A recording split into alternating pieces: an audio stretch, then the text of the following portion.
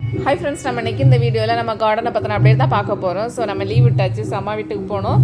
So நம்ம செடிகளெல்லாம் கொஞ்சம் பாதுகாக்க வேண்டியதாக இருக்குது. ஸோ அதுக்காக என்ன பண்ணலான்னு தான் ஒரு ஐடியா பண்ணி வச்சுருக்கேன். பாட்டில் இருக்குதுல்ல, தண்ணி குடிக்கிற பாட்டில் எல்லாம் நம்ம கடையில் வந்து வாங்குவோம்ல, அந்த பாட்டில்ஸ் எல்லாமே கொஞ்சம் கலெக்ட் பண்ணி அதில் வந்து ஹோல் போட்டு ஒவ்வொரு செடிக்கும் முட்லேயும் வச்சுருக்கிறேன். ஸோ அது என்ன மாதிரி என்னென்ன செடிகளுக்கெல்லாம் வச்சுருக்கேன் தான் இந்த வீடியோவில் பார்க்க போகிறீங்க. ஸோ ஃபஸ்ட்டு நம்ம செம்பருத்தி, கொஞ்சம் வெயில் தாங்காத செடிகளுக்கெல்லாம் நம்ம இப்போ வைக்கலாம்.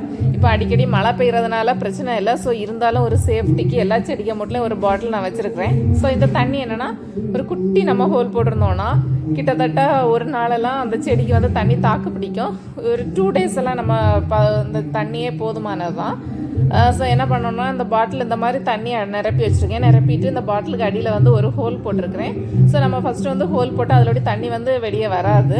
ஸோ நம்ம பாட்டிலோட மூடியை நம்ம ஓப்பன் பண்ணும்போது அதில் வந்து தண்ணி வரும்.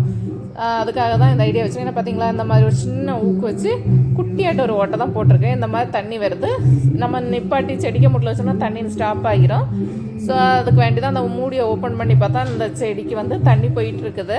ஸோ நம்ம ரோஜா செடி, செம்பருத்தி செடி, நம்ம காகிதப்பூ செடி இருக்குல்ல, ஜவந்தி செடி, மிளகாய் செடி, இந்த மாதிரி கொஞ்சம் கொஞ்சம் செடிகளுக்கெல்லாம் வச்சுருக்கேன். ஸோ இந்த ஐடியா ஒர்க் அவுட் ஆகுது. நானும் வந்து இதை ஒரு வாட்டி ட்ரை பண்ணி பார்த்துட்டு எத்தனை நாள் வெயில் நம்ம செடிக்கு வந்து தண்ணி தாக்கு பிடிக்குது அப்படின்னு பார்த்துக்கிட்டு தான் இந்த பிளானை ஒர்க் அவுட் பண்ணி வச்சுருக்கிறேன்.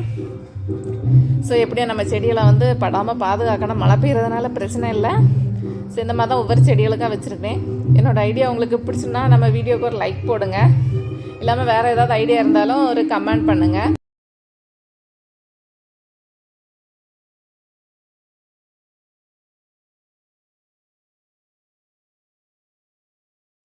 Thank you friends. என்னோட இந்த அப்டேட் உங்களுக்கு பிடிச்சா லைக் பண்ணுங்கள், ஷேர் பண்ணுங்கள். மறக்காமல் நம்ம சேனலை சப்ஸ்கிரைப் பண்ணுங்கள். உங்கள் ஃப்ரெண்ட்ஸ்க்கும் ஷேர் பண்ணுங்கள். Thank you friends.